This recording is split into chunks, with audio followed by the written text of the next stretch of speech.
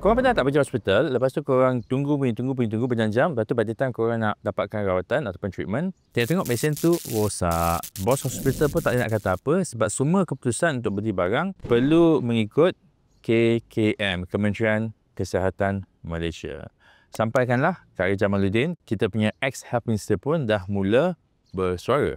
KJ kata setiap hospital mesti ada a third party untuk pantau dan urus hospital tu. Tak kisahlah dia punya perbelanjaan ke ataupun dia punya pentadbiran. Tak perlu setiap keputusan yang kecil-kecil ni perlu tunggu KKM. Yalah kan sebab sekarang ni memang KKM yang pegang semua kuasa untuk setiap hospital. Kalau satu-satu organisasi ataupun hospital tu tak boleh buat keputusan dia sendiri, lambatlah proses dia nak selamatkan orang. Tapi ada juga yang kata, KKM selama ni dah okey. So, kenapa nak ubah? The jawapan is that we are never okay. Any system, kalau ada orang komplain, memang ada orang untuk dibaiki.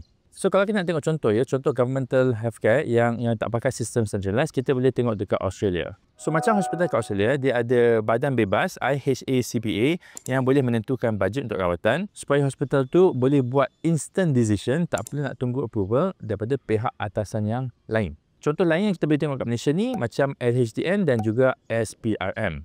Walaupun mereka ni adalah badan-badan kerajaan, tapi mereka tak perlu nak tunggu keputusan daripada kementerian dia untuk dia jalankan tugas dia. Bukan apa, sebab kita tak nak benda-benda yang kritikal macam kesihatan ni buat orang menunggu. So this is all about management. Macam mana kita nak satu organisation tu. Kita nak buat centralized atau nak kasih dia orang hak bebas. Dua-dua ada pros and cons, tapi dari segi healthcare, dari segi prestasi hospital kerajaan, you rasa benda ni boleh improve ke tidak?